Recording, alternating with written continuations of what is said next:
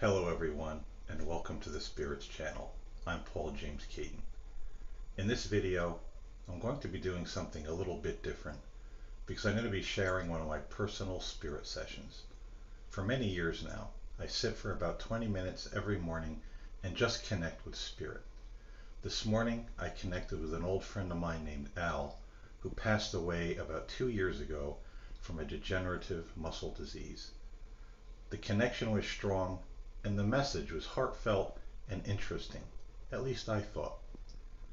After the session, I felt deeply compelled to take notes and share the reading or the session online. I feel that my friend Al was compelling me to share what he had to say with as many people as I could, or as many people who wanted to listen. So I hope you enjoy this session. And if you like it, I'll share other personal spirit sessions in the future. For me and Al, I wish you peace and light, and thank you for listening.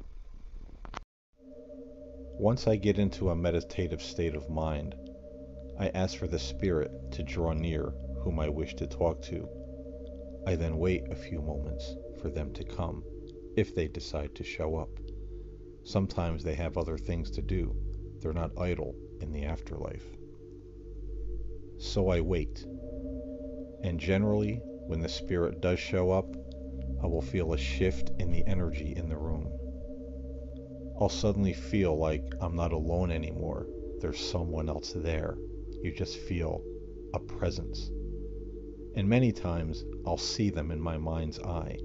Sometimes the vision is very clear, and sometimes it's kind of faded and almost translucent. I'll see the person stepping through a doorway of light, and they'll stand in front of me, and then the communication begins. With Al, I first feel his presence very strongly, and then I see him very clearly coming through the doorway of light. He stands in front of me and gives me a smile. I then ask my first question, "Hi Al, how are you, and how are you doing in the afterlife?" Al's reply, "I'm doing fine. Thank you so much for asking, and thank you for thinking about me." We can feel it, and we know when someone on earth is thinking about us in the spirit world. We can feel their love. We can feel them thinking about us. And we appreciate it when someone is having a fond memory, or thinking of us with love in their hearts, or hoping that we're okay wherever we are. So believe me, I really appreciate this. It means a lot. Al continues, "As you know, I've had a lot of struggles in my earthly life. Mental struggles, emotional struggles, and in the end, physical struggles. It wasn't always easy, and sometimes I felt alone and afraid. Sometimes I felt like nobody cared and there was no one there to really support me, except the choice few. I always missed my mother during those times. She was the family member that always made me feel safe and loved. We were close. We had our differences like anybody else, but we always made amends, and she was always there for me when I needed her, and I appreciated that with all my heart. After she passed away, I felt like something very big was missing in my life. I felt sad and sometimes empty, and like no one was really there for me the way she was. She was always my support system when no one else was around, or everyone else had abandoned me. So I'm grateful to be reunited with her. She's here, and we're happy. We're reunited with other people and relatives that we love.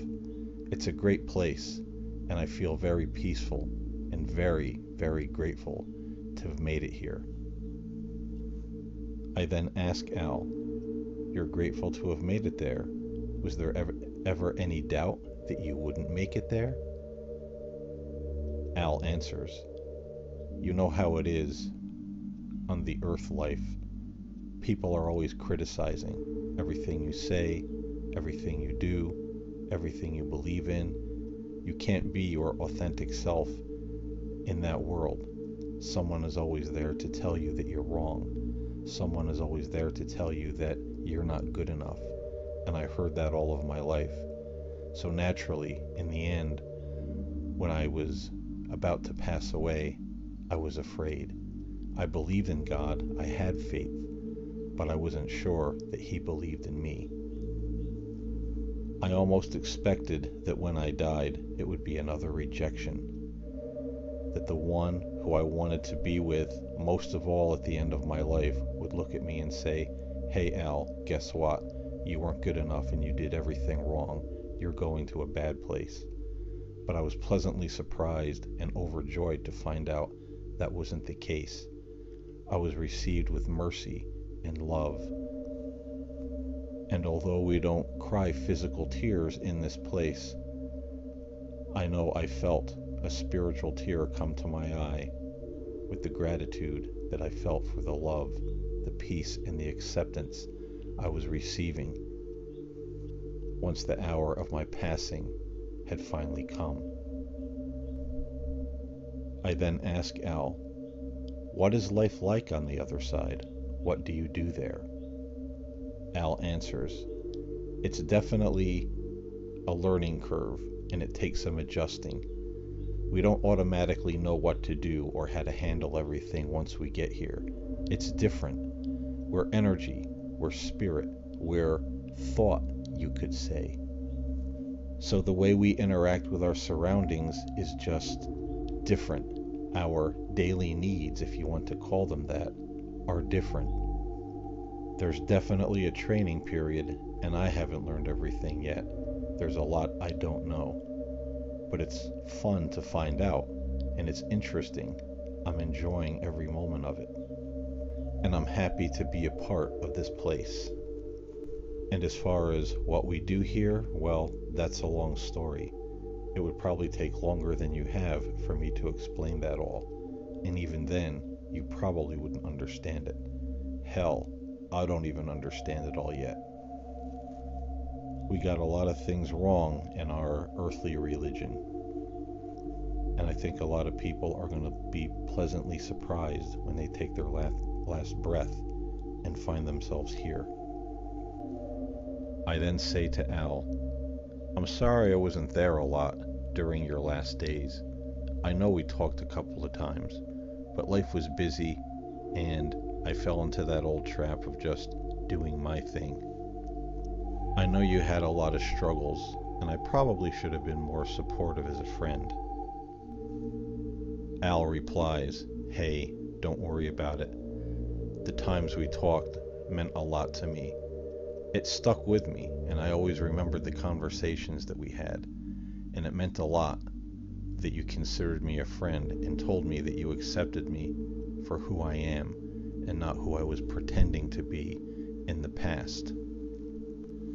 Al then chuckles, and I know I wasn't much of a conversationalist those last couple of times we spoke. After all, I had mobility problems. I could barely leave the house, if at all. My whole life was in 2 rooms of my home and sitting in front of my TV screen. So I didn't have much to talk about outside of that, and I know that can be, well, a little boring. I didn't get out much because, as you know, in the end I had agoraphobia. I was actually afraid to go out of my own front door, afraid that I wouldn't be able to make it back to the safety of my chair. So I get it, and I completely understand. But what means the most now is knowing that there are people on Earth who think about me, who think of me with good thoughts, fond memories, and love. It's just nice to know that there were more people that gave a crap than we actually thought when we were on the Earth. But I don't want anyone to feel bad about anything, because I'm happy where I'm at. The last few years of my life were a living hell. I was basically trapped inside of my body. I couldn't do anything or go anywhere. I couldn't do the things I love. And you know me, I was an active person. I was always out doing something. So it was extremely hard and also physically painful. And sometimes I felt like a burden to the people around me who did care and who did help care for my needs. I know that's not true now, because I can see and feel their love. I can feel the deep feelings that they had for me, and they did all that they did for me with love, expecting nothing in return. But still, when you're in that position on the earth, it's hard not to feel bad for yourself. It's hard not to beat yourself up, even though you know you're not to blame for anything, because you can't help what's happening to your physical body. I then say to Al, well, when my time comes, we have to get together and you have to show me the ropes. Show me around the spirit world and all the amazing things that I need to see. Al smiles. Oh, we definitely will. I'll be waiting and I'll be there. We will definitely get together and catch up on a lot of things. At this point, I feel the spiritual contact getting weaker, so I know the session is about to end. I thank Al for coming through today, and he tells me, anytime, let's do this again someday. And I've told him we definitely will, and I won't wait so long this time. He smiles, nods, and steps back into the light, and I proceed to come back to my normal waking consciousness. And I must admit that I went through this day feeling a bit different than I usually do.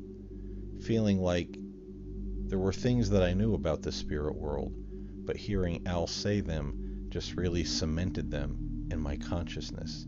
I knew that I knew, and I had an assurance within myself that everything I heard was real.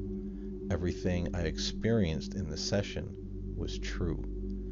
I had a great sense of peace that followed me for the rest of the day, and for that, I am grateful, and grateful to an old friend for stopping by for a chat from beyond.